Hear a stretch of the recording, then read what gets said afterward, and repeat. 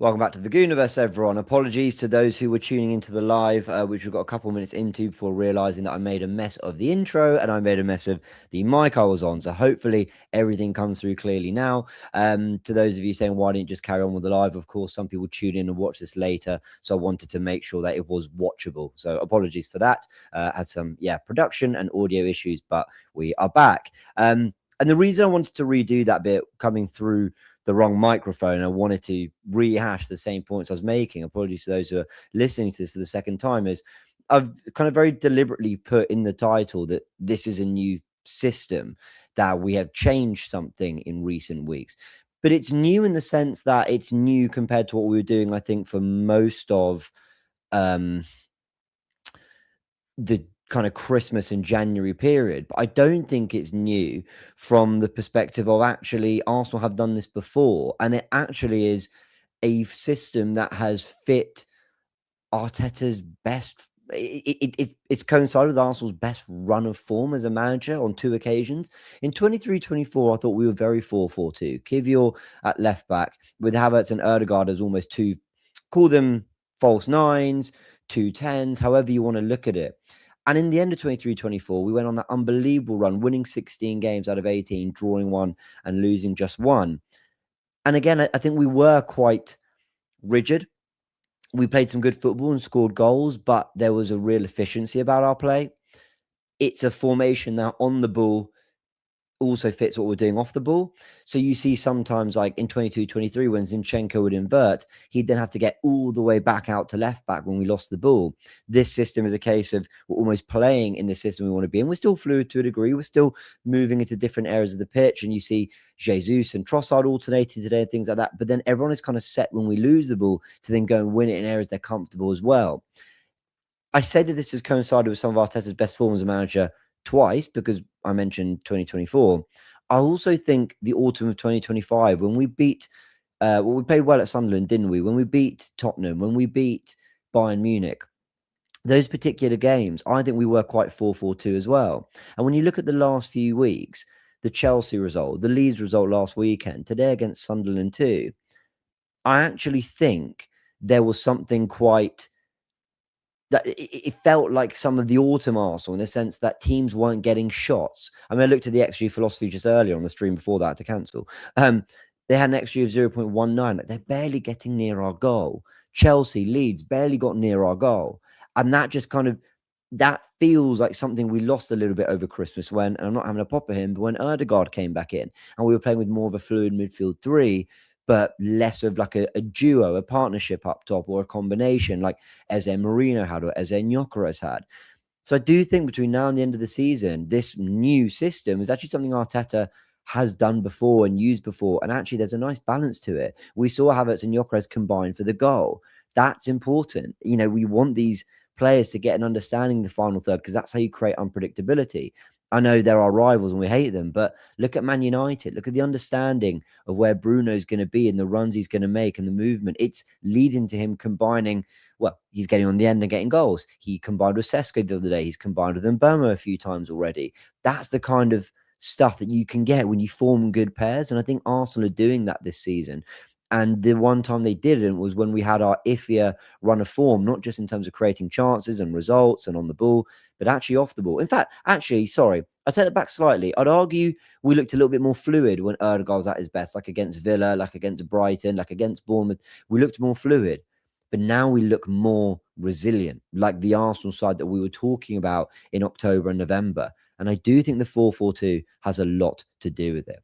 Let me know your thoughts about it all in the comment section below. Again, apologies to everyone who's jumped in on the live, because I had to redo this essentially because I made such a mess of the production before. But we are, we're back, we're running, and it looks like everything is running smoothly. So thank you to everyone who has jumped back on.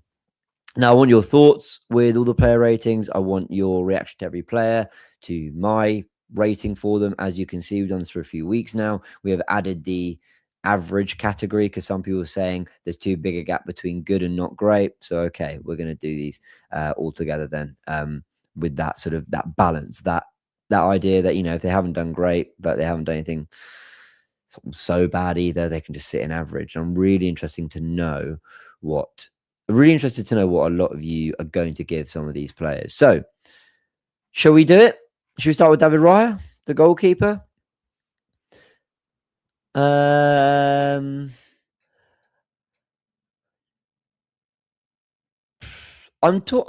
given him average. I'm nearer to not great than I'm good, if I'm honest. I think he made a bit of a mess of coming out of his box and clearing. There's one moment where he makes a save that he doesn't really deal with. He kind of just scrambles to it. And then Gabriel sort of standing over it saying, come and claim. And he didn't. But also he was untroubled. He caught things that went into the box. Yeah. Everyone's saying his distribution was great. Was it? I didn't think his distribution was great. I didn't think it was bad. I just didn't notice it. So yeah, I'm gonna sit on average. I'm quite comfy with that. Okay, Timber.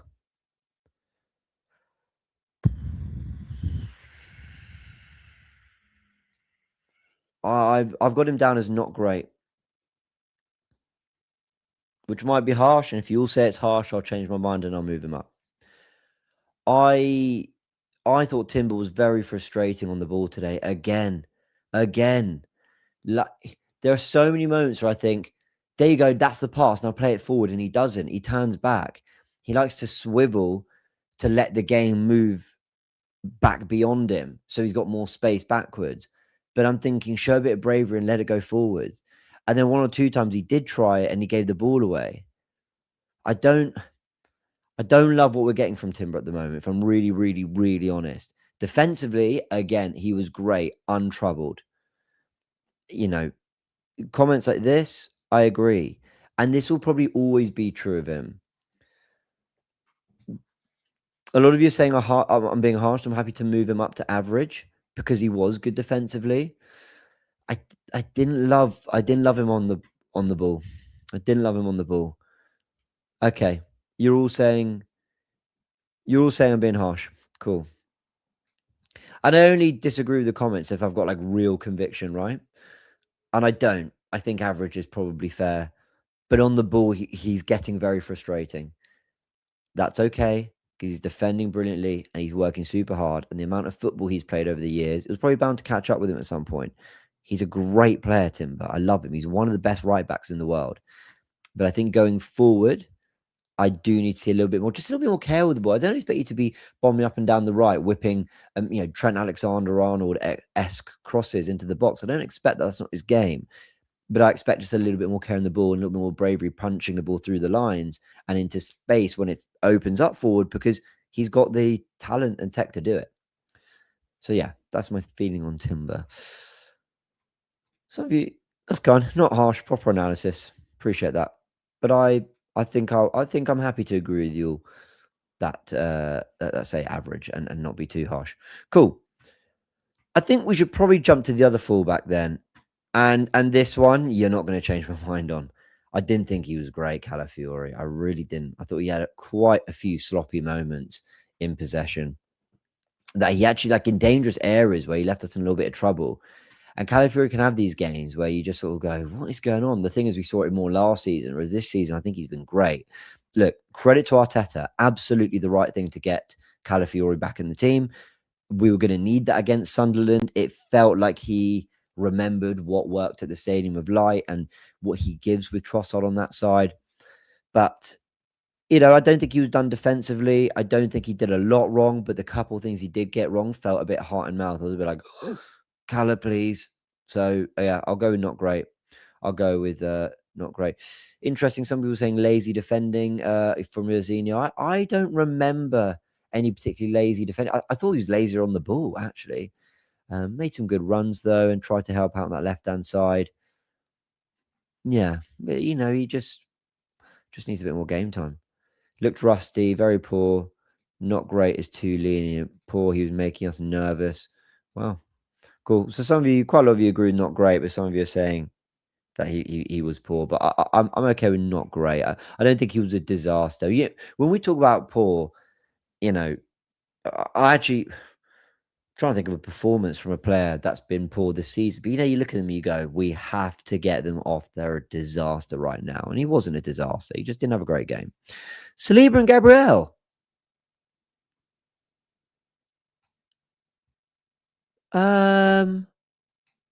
This is tricky. This is really tricky. Gabriel made a great tackle, didn't he? So, okay, so let's talk about both of them together for a sec. So Saliba gets booked. Robbie should have been sent off, by the way, for that tackle on Zubimendi. But Saliba gets booked.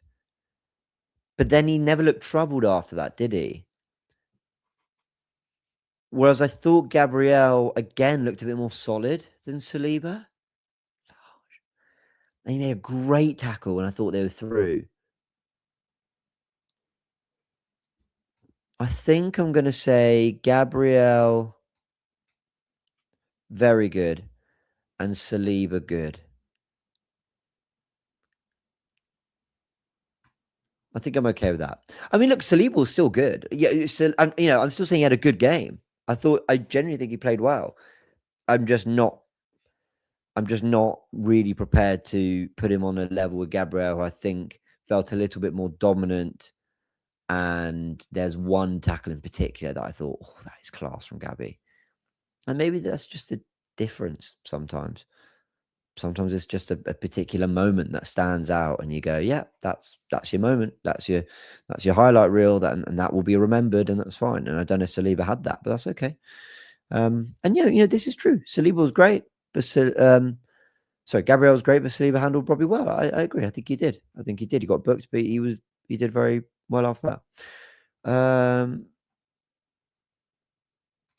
What else have we got here from the comments? Henzo says they were very good. They did have a difficult time, but that's not because they were bad, but more because Robbie is a tough battle. Yeah, I hear it. Saliba was a solid 6 out of 10. Yes, I think good is probably fair. I also think Saliba, he is a victim of his own brilliance. Saliba is one of the best defenders. He's one of the best players in the world. Forget defender, center. He's one of the best players in the world. And I think if, say, Mosquera came in and put in that performance, I probably would have put him down as very good. Maybe. Maybe I'd have watched it. And that's not me saying that I'm marking Saliba harshly. I'm saying that I probably would have watched the game keeping more of an eye, whereas there's a trust with Saliba. So, quite frankly, if you don't notice your centre-backs too much, you're kind of happy. And that's probably true of Saliba to a degree. But like I said, Gabriel had that moment. I was happy to put him down as very good. Okay. Zubimendi. Brilliant, right? Brilliant. Gets the opening goal, which is huge, by the way. It is huge because the longer that game goes on, the more stressful it becomes. It was a great strike, and he was getting up and down the pitch. You see some of the underlapping runs he made to try and break down Sunderland. He made some great runs. He gets a goal that absolutely exquisite strike. I don't think anyone this season for Arsenal will strike the ball more perfectly than that. The whip and to hit it the way he did, so it curved back in, off the post and in, was unbelievable. But I don't know if you remember, there was a time when Sunderland were through, and literally Zubimendi just dashes across in the penalty area, sticks a leg out. And if he doesn't do that, it's such good covering because the centre-backs are elsewhere. If he doesn't cover like that, Sunderland are in and they score. So it was a really, really huge interception. I think Zubimendi, look, Gyokeres came on, we're going to give him major praise. But I think Zubimendi sort of won Arsenal that game for the two huge moments, on either end of the pitch. The opening goal, which is huge, and then, of course, the interception at the end as well. Great, great, great performance. That was probably not, it wasn't like 90 minutes of Zubimendi running the game and looking like an absolute maestro, but it was a game that had really key moments at a time where we needed key moments from players to get over the line. Fair play to him. Really fair play. I think he's got 6 goals already this season, which is great. So well done, Zubimendi. Declan Rice. Had a good shot in the first half that went wide. Some good, very good defending. He really locks in at the end of games. He barks orders, doesn't he? Really gets stuck into the players. I would have Declan Rice down as very good. Personally, I noticed him a bit more than Saliba. and he didn't have quite the match-winning moments like Zubimendi did. And a lot of you agree. Very good. Incredible again. Never a bad performance. Very good. Man of the match. Does Rice things. Always very good. Very good or brilliant. Very good and maybe brilliant. Sensational good. The interception. Okay, fair enough. Still, it's an important interception. Declan Rice, very good. It's good to see a lot of praise coming in for Declan. I saw on Saturday Social, if you don't know what that is, it's a show on Sky Sports, that they rated Declan Rice as probably like the front runner right now for player of the season, which I think just shows you to do that when Haaland scored all those goals is extraordinary. Fair play to him. Okay, I'm going to go to the wingers first because, Havertz I really saw as kind of a striker, as a second striker today. So Madueke,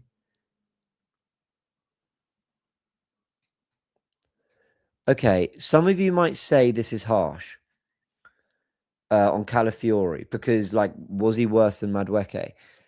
No, but Madueke, to be fair, his errors didn't frustrate me because he's trying to make things happen. Like the errors Calafiori was making they were silly. Like he didn't need to do it. He was giving the ball away in cheap areas and putting us on, under pressure and in trouble. Whereas I felt that Madueke was actually a little bit more. Yeah, he'd give the ball away because he's trying to run at fullbacks, which is difficult to do. They're very stubborn, resilient side, Sunderland, and he was constantly going at them. I felt didn't always work out, but he was trying things. Final ball wasn't great.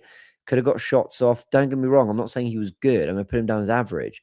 But I thought he was trying things. But you know where he does save himself for me is Sunderland are actually quite settled in possession. When he then wins the ball back, he does really well to get in front. He doesn't just stick a leg out and it goes out for a throw-in. He does really well to get in front of the defender, win the ball back, and then Arsenal from that go and score the opening goal. And it's little things, but it matters. You work hard to retain possession or to win back possession, then you're going to have more chances to send the other team running backwards, which you do when you win it high up the pitch in transition.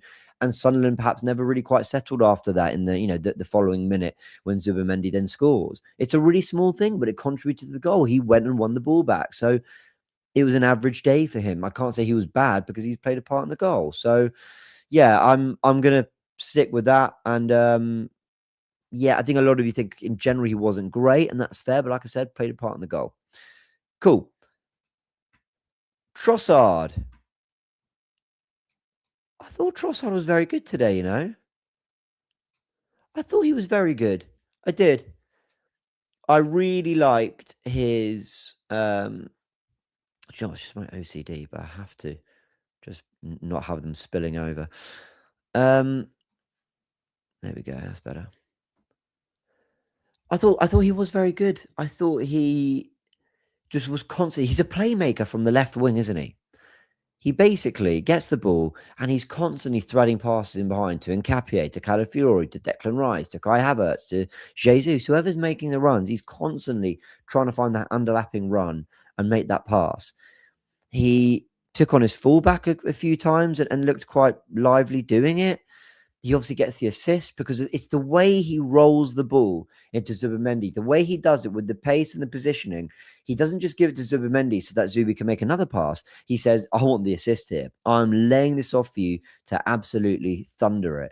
And he struck it so well, Zubimendi, but he's allowed to do that because of Trossard's intelligence. He's such a high IQ player, really intelligent footballer, Leandro Trossard. And I love the way he did that.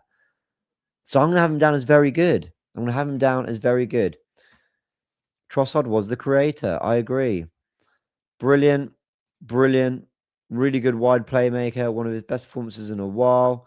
Somebody's saying man of the match. Trossard was good. Caused Sunderland lots of problems. Very good. He was in midfield too. Yeah, he went everywhere. Trossard from Drossard to Bossard. Yeah, this was his best performance for a little while. Constantly trying elite passes. At times brilliant. Yeah, at times was brilliant. And some of you have him as man of the match. But I'm good with very. Do you know what then? No, he was better. He was better than Gabriel and Rice. All right, you've twisted my arm, people. He was better than Gabriel and Rice, so I'm happy to put him in brilliant. Cool. Yeah, fine. I'll concede. I've got that one wrong. Happy to do that. Kai Havertz.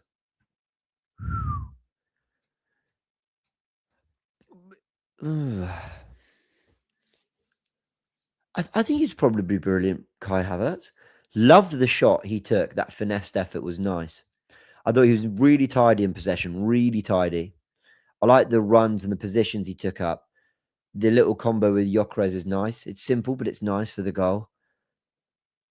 I think what I'm appreciating about Kai Havertz, having missed him for a year, is my word, does he just do the right thing and the simple things? He might be frustrating in his execution. He might not be someone who really imposes himself on a game of football for his skill level, for his pace, for his strength and height. But he is someone that more often than not, like just knows to do the right thing and keep it moving. And I think when you got players like Trossard and Gyokeres who are output players, when you got players like Madueke who are going to run at the fullback, Havertz is a really good complement, antidote, whatever you want to call it, just something different, just a bit of a palate cleanser to the players that are different in that front four. And he allows for fluidity because he can run in beyond, he can drop deep, he can pull out wide, and he stays up the pitch. You know, he's not playing right eight. He's not coming in to try and be Erdegaard. He doesn't want to be Erdegaard. He comes in and he stays, he occupies defenders via his movement, but he stays high. And he probably in turn gives Rice and Zubimendi more space to play with as well. And well done with the assist. It was good. A lot of you saying brilliant. He makes everyone better. Very good. Not better than Rice for sure. He was good, but didn't do enough to be brilliant or very good. Absence makes the heart grow fonder. Yes, it does. Very good. Not better than Rice. Was very good. He understands. Yeah, very good. Very good. Yeah, people again. I'm happy. I'm happy to be pulled down here. Sorry, Kai. I stand by everything I said, but when people are saying, "Was he better than Rice?" I think my first thought was, yeah, probably. But on reflection, Rice came in real clutch, saw out the 90 minutes, and was big at the end there. So okay, yeah, I think I'm happy to do that. I think I'm happy to do that. Man, do you know what? Can I level with you people? I find player ratings really, really hard because I remember certain things. I go, oh, Kai was better than Rice. Then I remember other things and I go, oh, wait, no, Rice was probably better than Kai. And then I think to myself, but wait, Rice was better than Gabriel. So is Rice brilliant? I find it difficult. But you know what? I think I'm going to stick with that. I think Zubimendi and Trossard were quite clearly key in key moments, whereas I think Havertz, Rice, Gabriel all had moments at some point in the game which made them very good on the day. So I'm happy to do that. I'm happy to do that. To people jumping a little bit later, asking me about Madueke, I explained it. Go back to the Madueke section. I explained why I had him above Calafiori. Jesus, my friend, I love this player. I just think the way he wants to play the game. I love watching players like him. But when it doesn't happen for him, he really is absent. Like at least Gyokeres might be in the wars. At least Kai Havertz, you kind of back him more for the movement to be in the right space or whatever. And he might nick a goal. But when Jesus just isn't in it, you just know he's not in it. Now, I thought, to be fair, the first 20 minutes, he was quite lively. When Trossard drifted central, he pulled out wide. I think there was a shot which was kind of like a ball into the box as well, which wasn't bad. And I think he was trying to make things happen, but there was a lot of frustrating moments. The offsides were doing my head in. They were doing my head in because there was no reason to be offside with any of them, especially when you're on the halfway line. You just have a little look, hold your run, and you're fine. I know it all happens quickly, but I thought it was poor from Gabby, that moment in particular. But I'm not going to put him down as poor because I don't think he was missing sitters and having a complete shocker and giving the ball away all the time. I think he just couldn't impose himself, and the offsides were frustrating. So I'm happy. I think this puts it right. Oof, Jesus. Not great, bordering on poor. Very frustrating how often he was offside. Yeah, that's it. That in a sentence captures how I felt about his performance. Now, we've got 6 minutes left, and I want to talk a lot about the subs. So, Victor Gyokeres, man, he was brilliant. He was brilliant. And it's not just because of the goals. It's the hold-up play. He came on There's one moment where Rice was visibly frustrated with the hold-up play, but other than that, I thought he did well. I thought he gave the centre backs problems. I said on my match reaction that it was a performance that felt sustainable from Gyokeres. It feels like a performance that can land in the Premier League against most teams and in most contexts and most situations, which was good to see. It didn't feel like something where I thought, okay, yeah, against this opposition, that's great, but are you going to be able to do that next week? It felt like he belonged. He took the goals well. I mean, obviously, Martinelli does all the work for the second one.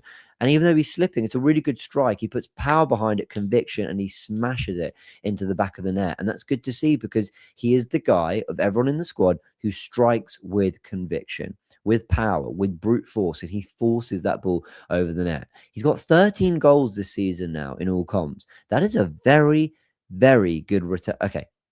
No, I went too far. That is a good, very promising return.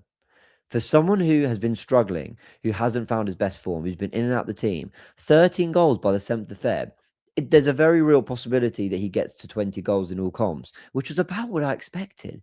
That's what I thought he'd need to get to.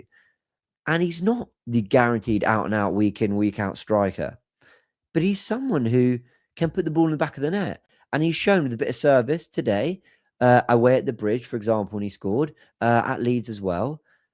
Inter Milan, when he came on, he's capable of putting the ball in the back of the net. 5 goals in all comps in 2026, and it's good to see. I'm happy for him. But I like that he just felt involved. I like that he was closer to Kai. I like that there was an understanding between those two.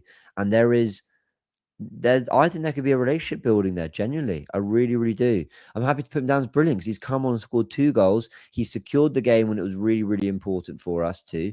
And everything else around his game was encouraging as well. Brilliant. We've got from Yosinho. What else have we got? He would have more goals if we played more free-flowing football, says Ejiro. He has arrived. Glock 14. He's settled. You can see that he's...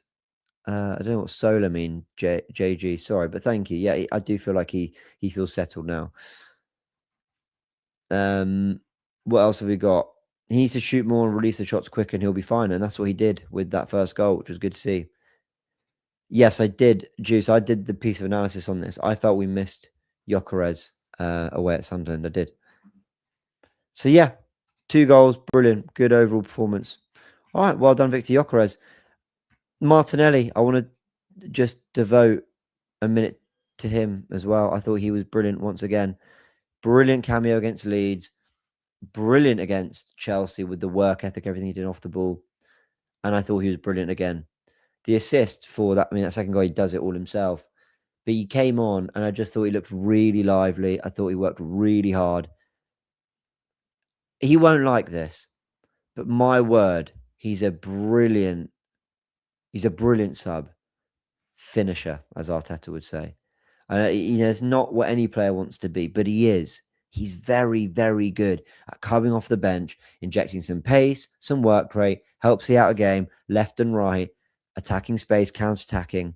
He's so often come off the bench, like against Man City, in this game too, against Bayern Munich, and had a big part to play. He doesn't want to be that, I get it, but he just is. He's very good at that role. But well done. And he started against Chelsea and did great, but I just thought when there were tired legs, for him and Gyokeres to come on and start running in the Sunderland back 4, I thought it was all back 5, whatever it was. I thought that was great from Martinelli. I think it was very good from Arteta as well. Well done, Martinelli. Well done. A lot of you agreeing as well. All right, as where you've got a minute left, I think I'll just be quite quick with this. Eze, I'll let you decide. You could change my mind. Average, I don't think he did a lot. Actually, got into some decent positions. Had shot with his left foot. I'll put him down as good. Actually, I thought Eze was good. Yeah, I'm happy with that. And Capie, not much to say, really. Like, did he have much to do? Came on to see it out. And Norgard, I can't get rid of Josh Nichols. Don't ask me why he's there. I accidentally added him. I can't get rid. Norgard, average as well. Not much to really say there. He came on to just see it out. Yeah, so I think I'm happy with that. People asking for an Arteta rating. Very good from Arteta. Don't think the football's scintillating. Don't think we were amazing, but we won. we got a 3-0 win. He used the squad well. You could even say brilliant. Actually, it's probably brilliant from Arteta. He did great. Do we have an Arteta? Let me see. Here we go. Bam. Arteta. There you go. Let's give him 99. Bam. I think Arteta can go there. He had a brilliant day as well. All right, everyone, I'm going to leave it there. Got a super chats coming last minute. Big thank you. Christian says, Jesus and Calafiori poor. Jesus offered nothing and Cala nearly cost us a few moments. Raya not great. I think the rest is fine from my view. Thank you so much for the super chat and thank you for your thoughts. And yeah, I'm fine with that. I slightly disagree, but I don't think we're miles off with that. Big thank you to everyone who is coming with a comment. Sorry, again, this is the second attempt at the live. Hope you've enjoyed this. I'm pretty happy with that. I think that is a pretty fair reflection of the players. And yeah, I look forward to doing these next week as well after Brentford. And then I think it's Tottenham. Oh my word. The big games come thick and fast. Obviously, tomorrow, it's all eyes on Man City and Liverpool. But for now, let's just enjoy the Arsenal one. Big thanks to everyone. Hope you've enjoyed the live stream and I'll see you very soon.